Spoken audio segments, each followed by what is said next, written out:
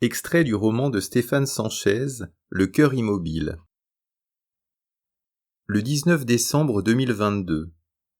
Cher inconnu, ce qui me manque aussi, c'est la petite attention, le petit geste au quotidien. Marc et moi nous écrivions beaucoup. À chaque début de mois, nous nous offrions un cadeau accompagné d'une carte. Nous appelions ça le mensoversaire. Chaque pas supplémentaire de notre relation était célébré. Il m'arrive de relire ces billets. Difficile d'oublier un texte comme celui-ci. Je t'aimerais comme un dimanche, pas pour ce qui le constitue, mais pour la régularité de son retour, le même sans lettres. Je t'aimerais comme si déjà 2 ans d'une richesse infinie nous liaient. Je t'aimerais comme la Bretagne. Un amour têtu qui s'épanouit au soleil comme sous la pluie, malgré les marées hautes et les marées basses.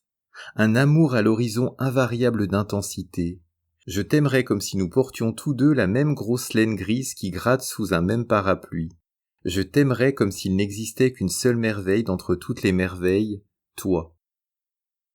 Je n'ai pas eu l'impression de remercier mon premier compagnon avec ses marques de tendresse.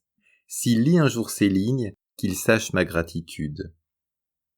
Il n'est pas qu'un seul amour possible dans une seule vie.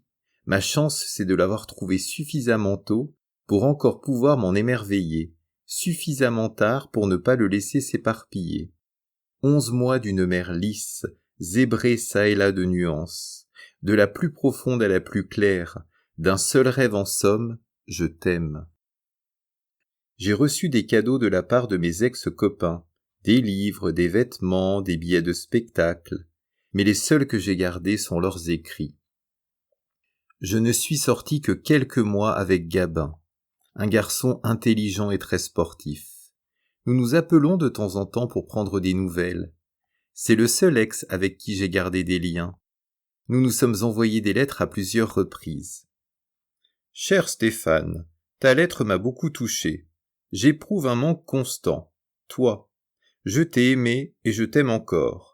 À cet instant précis, j'aimerais être là près de toi. J'aimerais plonger mon regard dans le tien.